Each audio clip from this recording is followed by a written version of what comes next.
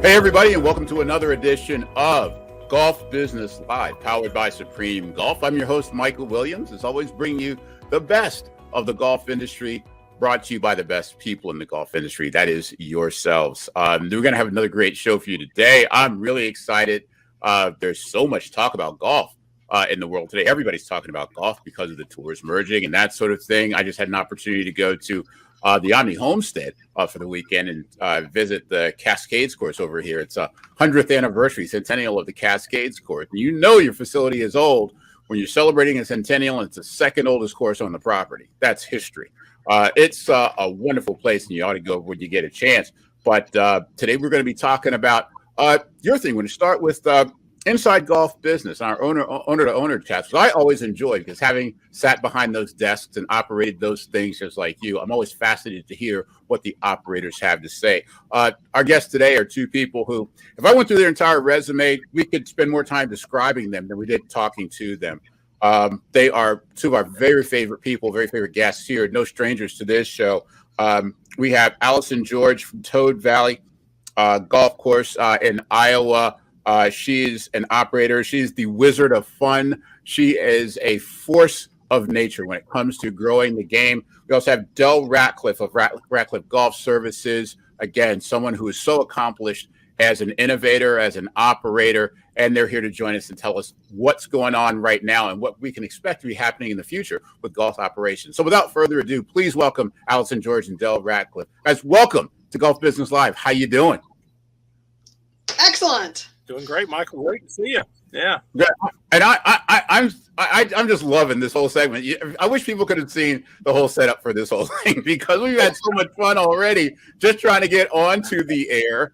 And now it's going to be hard for us to have as much fun doing it as we did setting it up. But thanks again for spending the time. You can see how much how much time is pressed on. We see Del in his mobile studio. You got Allison, who's got like today's work out on the desk. That seems like probably even representing a week. So without further ado, let's just jump right into it. Allison, I'm going to start with you. Just talk about things in 2023. You know, we've had some interesting years leading up to this one. We're sort of getting into that the meat of the season, the heart of the season here. How are things going for you in 2023 when you compare them to the last 2 or 3 years?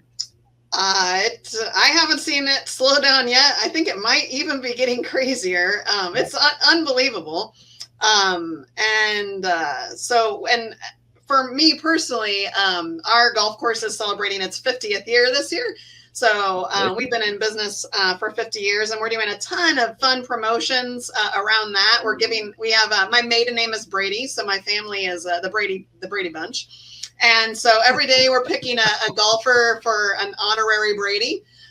We give them a free round of golf, and we have a bunch of Toad Valley merch, with our 50th logo on it, and doing a ton of fun things like that. We're giving away $50,000 to 12 different charities, split among the 12 months, and we're doing simulator tournaments to help raise additional money that route. We've got fireworks and all kinds of stuff like that. So I'd like to think it was because we were turning 50, but I think golf is just still seeing just a tremendous surge from the COVID years that just doesn't really seem to have slowed down. So we're averaging over 200 rounds a day, and it just is it's insane. That's, great, encouraging, and also scary when I think about how much business that encompasses and how much time it takes to handle that much business. That's pretty awesome. And I have to say, Marsha, right? Because yeah, I've never heard that before. Del, how about you? I think like compared to previous years, how's 2023 rolling so far? Yep. Same story, really, as Allison. Michael, we're seeing the same. I've kind of started saying, okay, same story, different year. We're seeing acceleration. We're not seeing the tapering off right now. Each year, I think we've done the best year we're ever going to have. And then after you get into the spring, and what's really interesting here, it's in our area on the East Coast and the Charlotte market and everything. We've had a very cool and wet spring. We've had rain on 13 of the last 16 weekends here, and we're still beating numbers. We're beating budget plan. It's just crazy. So everybody kind of keeps talking about this. At some point we're expecting to see that peak and maybe even tapering off a little bit, but it doesn't seem to be here yet. So we're just kind of hanging on and riding as long as we can. And one of the things that had held back a sort of business or made it more challenging over the course of the last couple of years were supply chain things. We had the desire to have certain things, but we didn't have maybe enough carts or maybe equipment or whatever it might be. Everybody was affected by supply chains. Golf was no different. Have you seen that problem start to ease off? You're now better able to serve some of these things. I see you smiling already, Allison. I'll start with you. Has the supply chain thing eased up for you? I mean, it's extraordinary. Every day it's something weird that you can't get. It's a little bit better than it used to be. It used to be you couldn't get range balls, you couldn't get some of that stuff is improving. We did finally get our golf carts, but now it's just really random things. Our current hot dog supplier is out of our hot dogs. It's just weird. So some of the stuff is like, oh, I didn't see that coming. But the good news is, if things go well, I think people are now surprised. So, people's overall attitude is like, oh, well, yeah, of course that's happening. And, they're a little more forgiving maybe than they once were. We're like Dell, we're building a top tracer facility, 10 heated bays. And I've been working at it for almost 18 months between trying to get building permits and supplies. It used to be, oh, I feel like remodeling. I go get my building permit, it takes 2 weeks, bada bing, bada boom, the thing's done, 3 months later. And so that definitely is that has definitely been a giant problem, mostly from either demands on staff, because like our current county, they're struggling with having enough staff to do all of the types of building permits and those types of things. So it's just been, there's lots of weird things, and I haven't really seen that ease up, but I'll say it's sort of getting better. Yeah, I mean, I think there's a stat when you talk about professional golfers. PGA Tour keeps a stat called scrambling, right? And I think the operators get pretty good at scrambling, right? When you end up a little bit short, a little bit long, it's about how it's finding a way to get it done, right? No matter. I tease my staff all the time because if something isn't exactly right, growing up with the most of them are young and from the YouTube era where, they have to be told step by step. And so anytime something isn't quite going right, I'd always hop in, and I'm very good at troubleshooting. And I always tease them that I'm obviously the one that worked here pre-computer, because it's like, what do you do when, stuff is, not running smoothly or, whatever, like, what do you do when you're out of cups and, just weird stuff like that. And that's I struggle the most with that, is trying to train the staff how to troubleshoot life's curveballs. Hard, really hard to teach them that. Yeah, I see duct tape as another potential sponsor. It's like sometimes you got to stick it together. Del, same question to you. I mean, when you have these challenges that are good challenges that are presented by having so many new people coming to the game, and then you have these shortages that have happened in the last couple of years. Are you seeing things ease up in that direction, or we're seeing same exact thing that Allison is seeing, Michael? We're seeing some areas where things are easier to get, and then other areas where you would think that things should be easy to get, you can't. I was just at a food supplier. That's why I'm in my truck right now trying to pick up something. They didn't have it in, so we had to go and get something different to fit what we need. And you're really having to learn to adapt in ways that we didn't really have to before. Who would have ever thought that your supplier would run out of hot dogs? I mean, that's just something we never considered. And there are some things. Yeah, there are some things that are better than what they were, but it's still if you're ordering turf equipment, for example, there's no guarantees on when you're going to get it right now. It's just kind of pot luck. We've been trying to get some other equipment too, and the construction thing that Allison was talking about. If you're wanting to get any kind of 3-phase equipment right now, you can forget it. In terms of panels or meter cans, things like that. We've been waiting literally months and months and months for stuff like that on projects we've got going, that you can't get the stuff in, and it's nationwide. It's not just in golf. It's almost every industry out there that's seeing some challenges like that.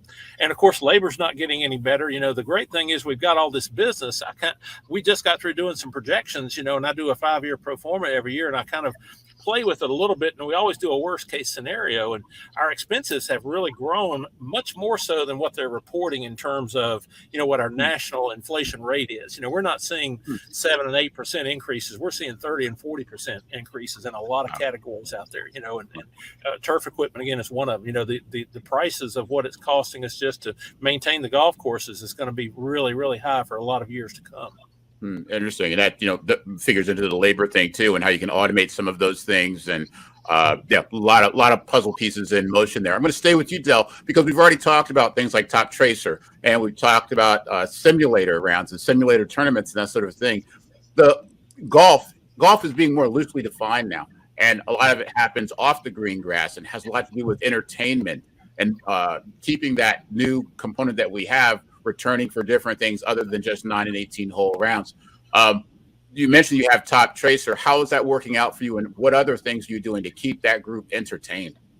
Well, Top Tracer is amazing. It truly is technology, and it's kind of the gamification of golf that we haven't really been able to have at green grass locations other than simulators. Simulators for a while, but Top Tracer really takes that out to an on-range experience. It's very interactive. It's fun, it's easy, and so we're seeing a lot of uptake on that. But I'll tell you what our approach has been, Michael, honestly, and this is kind of across the board. Allison and I have talked about this before. We're really trying and doing a good job, I think, in large part, to convert the golf course from what has traditionally been a place where you go and play golf, maybe you go there and eat, to a social hub. That's what the real key phrase is out there right now. Finding a place where people can gather as a community, where they can do things together, and it doesn't have to be around golf. We've got other things that we've done at our courses we're implementing. We've put a beer garden in at one of them, and that's been highly successful. We're doing live music in the beer garden on a regular basis, and we're drawing people outside of the world of golf, but it's also they're kind of intermingling with the golfers out there. Golfers now at the course we have the beer garden, they'll go out and play around the golf and have their family come and meet them after a round of golf and go into the beer garden, have something to eat, and sit there and have a nice evening listening to some music. Awesome. I love it. And Allison, you mentioned the Top Tracer and the simulators and other things, and even fun ways to get around the golf course. I mean, I've played rounds on scooters to get around and golf boards to get around. What other things are you seeing as the trends or things that you're looking forward to trying when it comes to attracting and entertaining these new audiences? I would just be open to just about anything. We do not do the scooters and those kind of things. I had a golf outing this morning, and I have one wrecked cart, so I don't need the scooters. To me, scare me. We're a pretty hilly golf course, and that just I have not gone down that road, but I can absolutely see where it'd be advantageous for some, so we just keep doing. I guess I would encourage fellow operators just to try all kinds of different stuff. So we started managing a second golf course last year, and I do all kinds of weird things, and people, they just eat it up, and you would never believe it. We do fireworks and inflatables, and I did a patio party, and I've got a mustache classic. It's 2 months out, and I already have it filled. I'm given prizes for the best beard and best mustache, so it's just, silly stuff, and I think that's kind of when people can see, the funness, even in the types of promotions that you do, that's really helping to tear that stigma that golf has had for such a long time. And I think that's why, because our age is so young that is playing golf. It's unbelievable. And they're just really buying into it. It's, what's funny, the other day I was going through some marketing materials, and I was looking at my plans that we had done in the winter of 2019, spring 2020.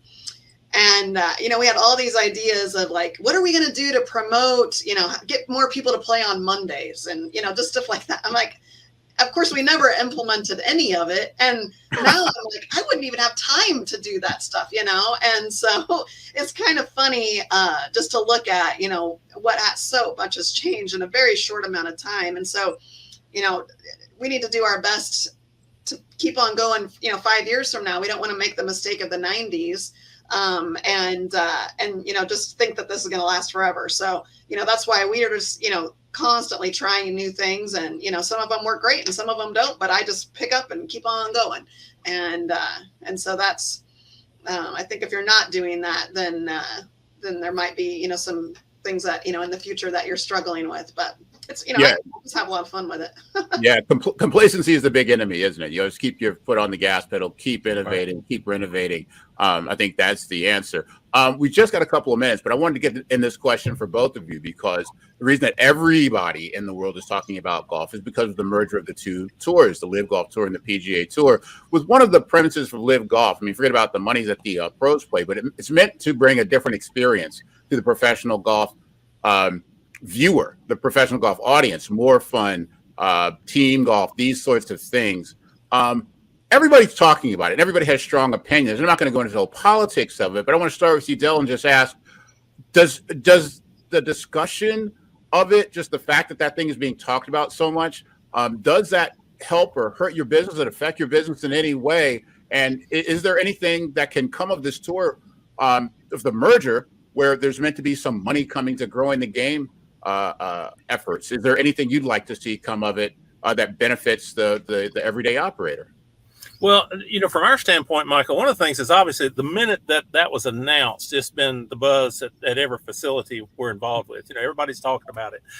One of the things that Live has done for golf, and we haven't had something like this in quite a while, is it's brought drama.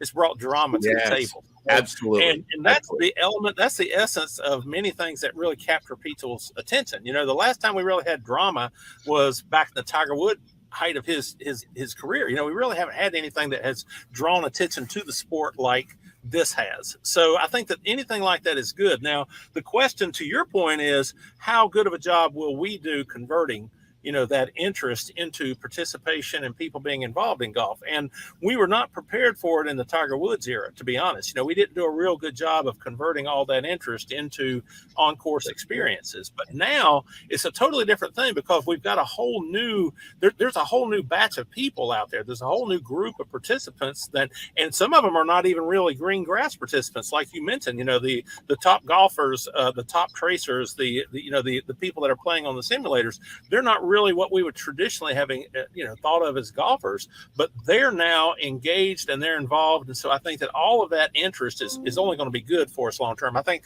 that is going to help us kind of sustain where we are. We can't rest on our laurels by any means, but I think that it's certainly going to be a benefit to us.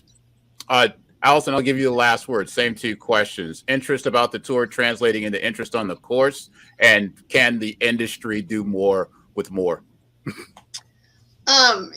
So I don't know. I don't follow any sport. We should have had somebody else. I mean, obviously I know what's happening, but I could be introduced to a famous golfer and I wouldn't even know who they were.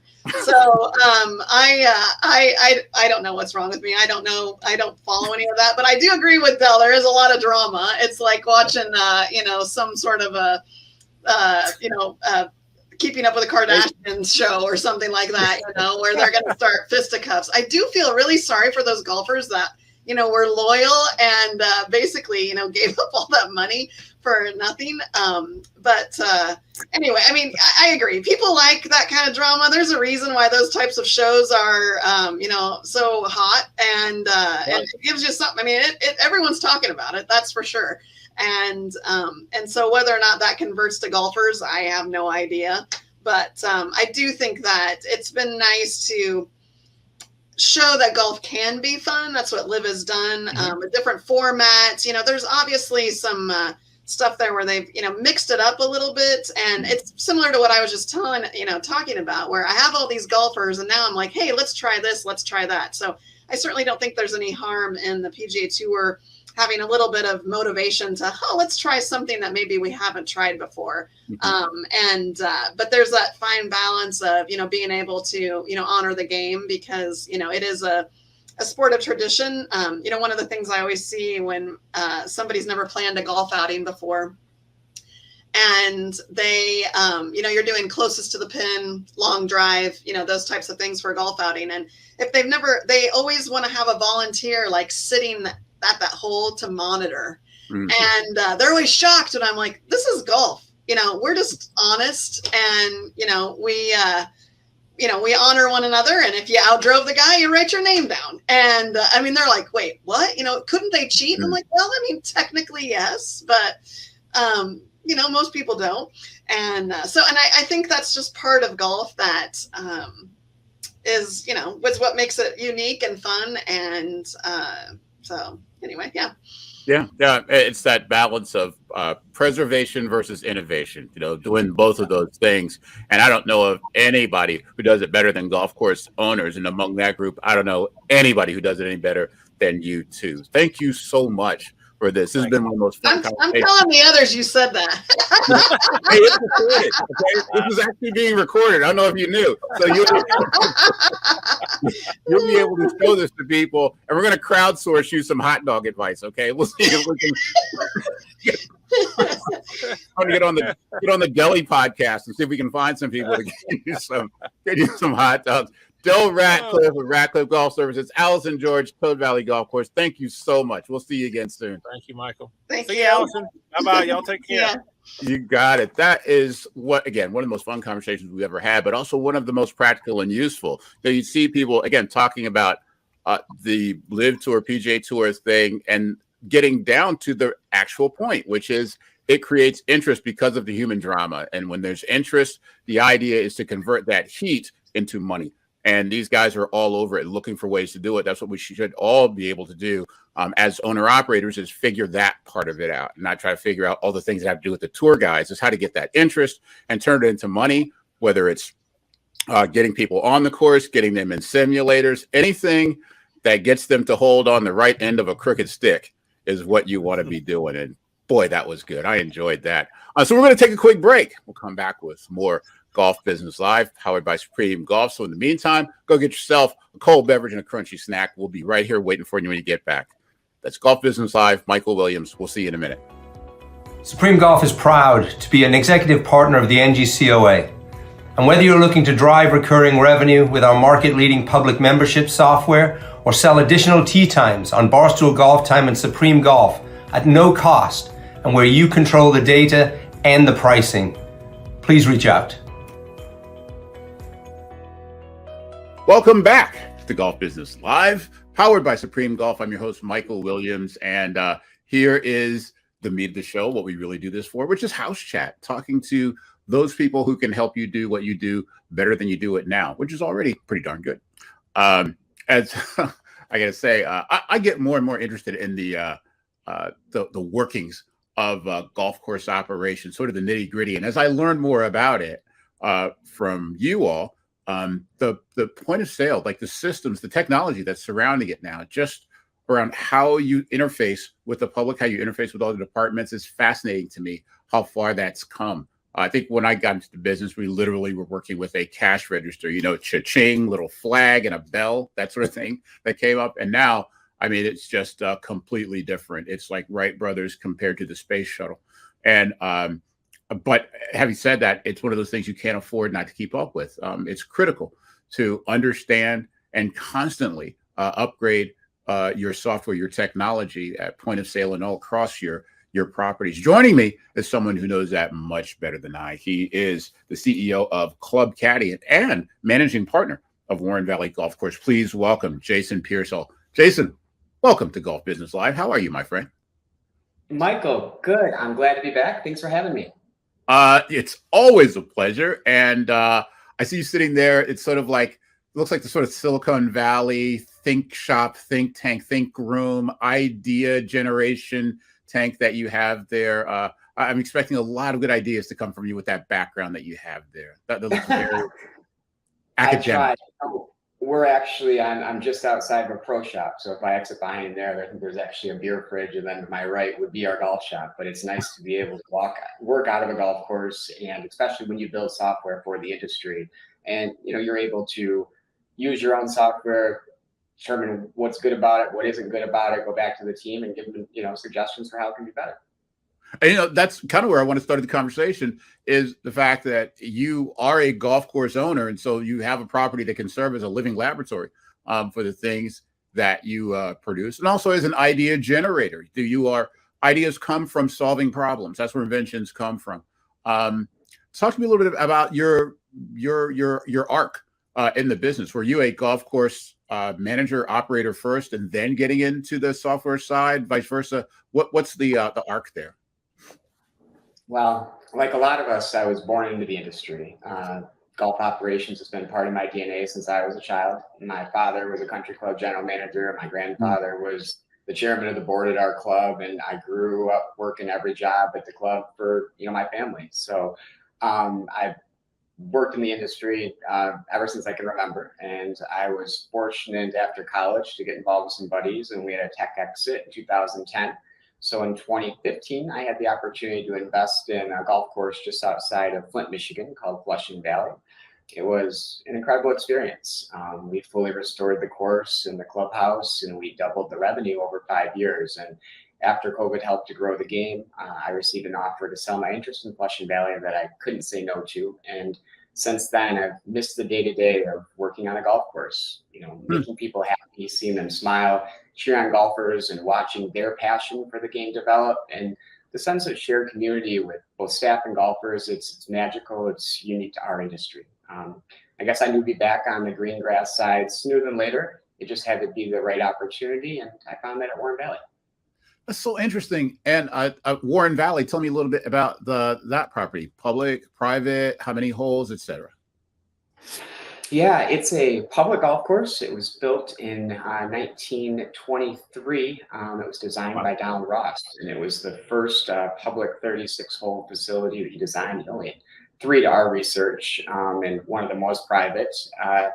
The golf course has been through periods of up and downs, like a lot of municipal golf courses have. And most recently in 2017, it was sold from Wayne County, where the city of Detroit is, to the city of Dearborn Heights. And it was under a management contract from a group that, they probably did the best they could with the circumstances they had, but there hadn't been any capital improvements into the club in a long, long time. And, the course had fallen out of favor with the local community. And in 2021, we had some really bad floods here in the Metro Detroit area. And this course being in a floodplain, it was shut down. And so over the last 2 years, the course was shut down, and that management contract expired, and they went out to RFP, and our group came in and submitted an offer that was accepted last August.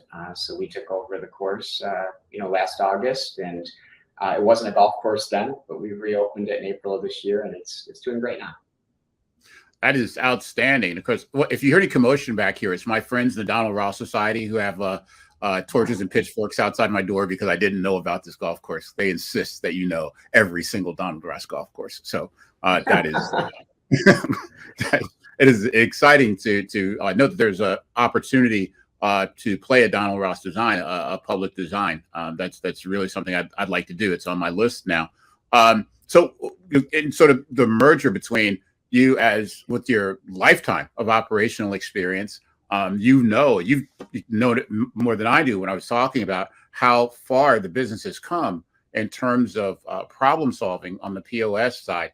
A lot of problems have been solved, but what are sort of some of the modern problems now that remain to be solved for the average operator? What are they seeing as the main challenges that they are looking to their POS system to resolve?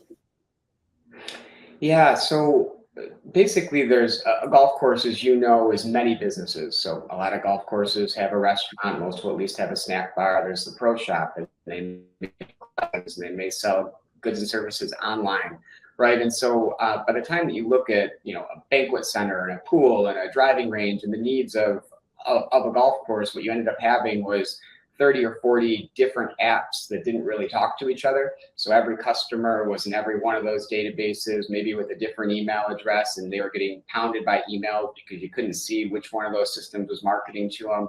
And so technology had gotten to a point where it could service the needs of golf courses in that every one of these apps, could serve a particular business case or particular business need.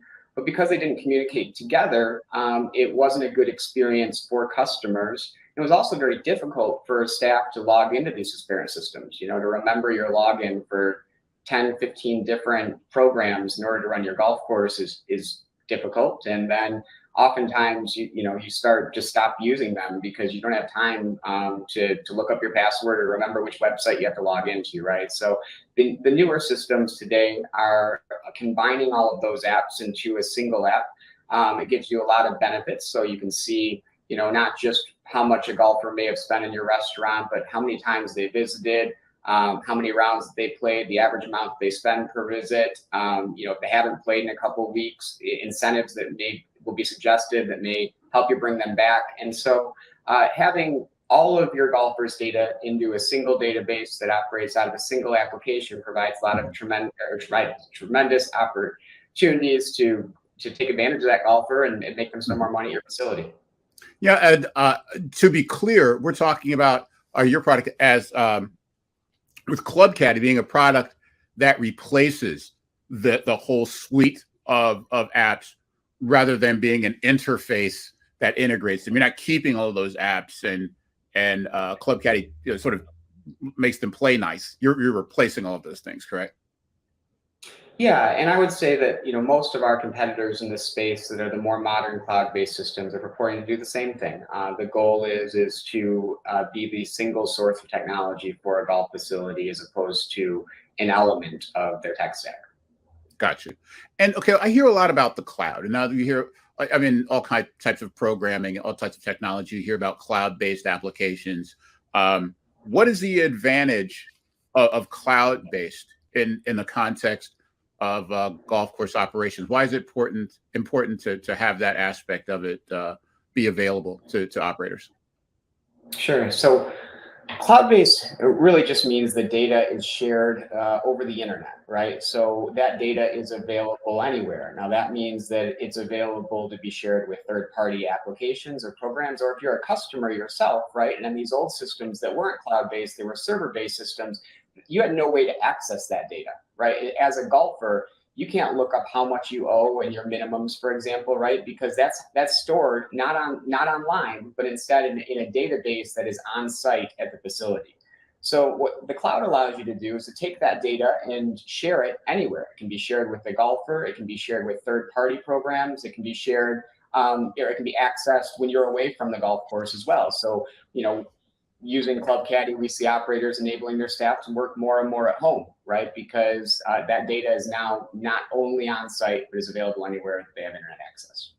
Okay. And, all of this, rings so familiar to me because our biggest challenge, at those times with those, very early systems was the customer. We wanted to understand what the customer was doing so that we could do a better job at what they were doing a lot and get them to experience more things. How much time were they spending in a particular place? How much money were they spending in a particular place? Who is this customer? How much do we know about them? And we've gone for, what would have been a stick figure to, you've got detailed portraits of what these people are doing and how you can get them to other places on the property, which it's got to be a boon to operations. I guess the number one thing to do is to talk about tee times, right? And how people get into the system for booking a time to play golf. And obviously that's changed a lot, over the years too. And we have the ability to book tee times online. There's still a number of ways to do that. How does Club Caddie do it?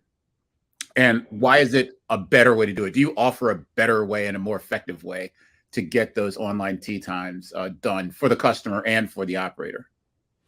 Yeah. So one of the things that I was frustrated about at our own club is that depending on the class of golfer, for example, a senior golfer, or maybe they're a pass holder, or maybe they have punch cards, or maybe they're a member. In our old system, what they had to do is they had to know what type of golfer they were and then select on a link, and then they could book for themselves, but they couldn't book for anybody else. So where we kind of were reinventing the wheel with Club Caddie, we said the center of the system needs to be that customer's profile, and whatever classes they have, the system needs to be intelligent enough to recognize this is a member, this is a senior, this is a police officer, this is a PGA professional, and then serve data to them based on that class. right? So from a tee time booking experience now, if I wanted to book you and myself at Warren Valley, when I type in my name, it knows I'm a member. It applies the member rate. When you type in your name, it may know you're a guest of a member and offer a special rate to you because, you know, I'm a pass holder at the club, or I'm an employee at the club, and because of that, you have, you know, access to special rates. Or it may know, you know, you're an NGCOA employee, and, you know, based on that, when we create that class very quickly, it may give you different perks and benefits. So the booking experience now is not defined by what the golfer clicks on and hoping that they get lucky and click on the right thing. It's the same, right? Once they log in, then what they're served, the data that they see is only relevant to them as opposed to, you know, every and any other golfer. We've made that omni-channel, right? So not only can you book in our system, you know, from the golf course's website, but every golf course has a member portal or a customer portal where they not only are able to log in and book tee times, but they can see upcoming events, they can see their purchase history, they can cancel their tee times, they can book lessons or simulators. And so we've really made the experience much more than just booking online tee times. We provide that customer with all of the data that's available in the database, right?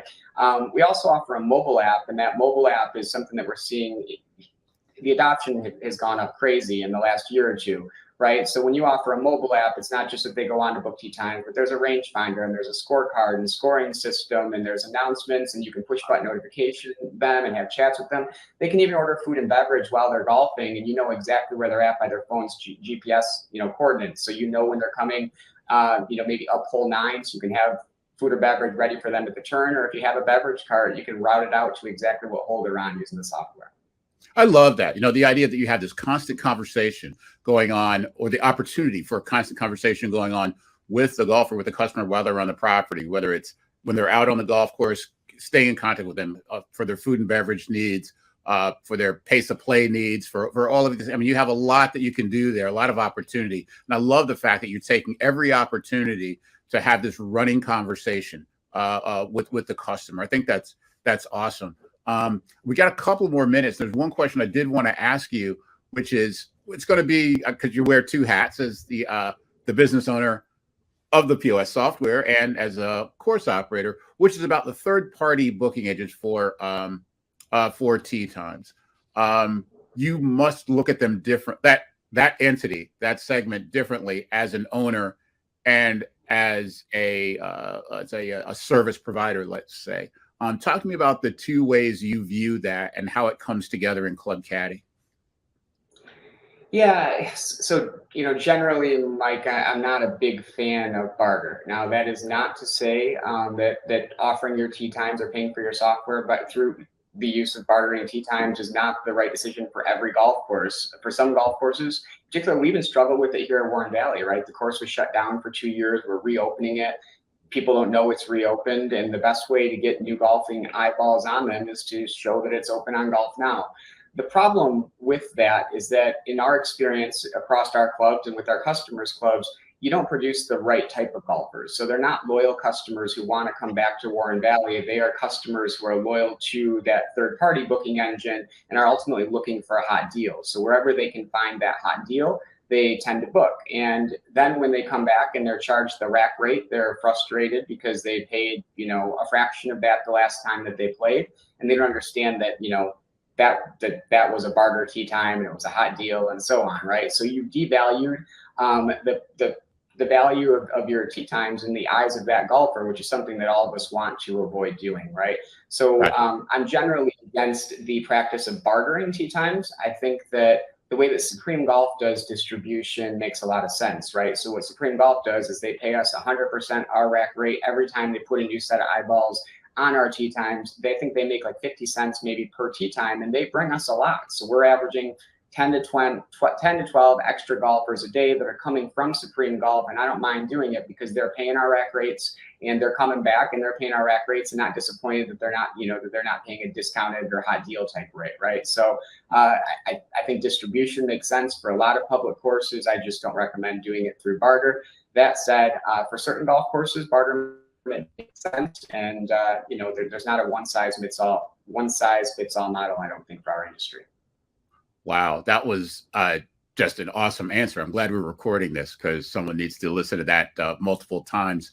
You know, there's a resource in in the National Golf Course Owners Association called "So You Want to Be a Golf Course Owner," and I think you should have a chapter all to yourself in that particular resource. I think people could learn a lot from you, my friend. Where are you going to play next? When's the next time you're going to get out and play? You know, I'm fortunate to, my father's retired. He was that country club general manager, and we're short-staffed, just like a lot of golf courses. So he came out of retirement to help me out. He works at our shop 2 days a week, and at 5 o'clock on Wednesdays, it's our time to play together. So he, my brother, and I will get out and play Warren Valley this afternoon, and I look forward to it every week. Outstanding. Well, at some point, I hope to fill out your foursome, or make it a 2 and a 3 at least. Someone will come out and join you. Okay. I really look forward to it. Jason, thanks so much for all the insight, all the knowledge, my friend. I can't wait to have you back in and talk to us some more. Okay. Thanks so much. Appreciate it, Michael. You got it. That is Jason Pearsall, the CEO at Club Caddie. Again, you know, you learn so much. You can confirm when I talk to people like Jason and others who are in the Golf Course Owners Association, both vendors and owners, you get so much information that confirms the things that you know and you thought of. But I'm always amazed by the different things that I didn't know that people always come up with, the ideas that you come up with and the ways that you have problem solving solutions. It's really, for me, it's quite inspirational and also quite humbling. It lets me know that I definitely want to be on this side of the microphone, not on the side that has to answer those questions. Those guys, you guys are amazing. With that, I'm going to say that's just about it. And that's all for this edition of Golf Business Live. I want to thank all of our guests for coming. I want to especially thank Harry and Taylor, the guys who keep this boat afloat. And of course, you for watching, because like McDonald's, we do it all for you. Thanks again for watching. We'll be back with another episode real soon. Until then, go out and hit some balls. And when you do, hit them straight. Golf Business Live, powered by Supreme Golf. I'm Michael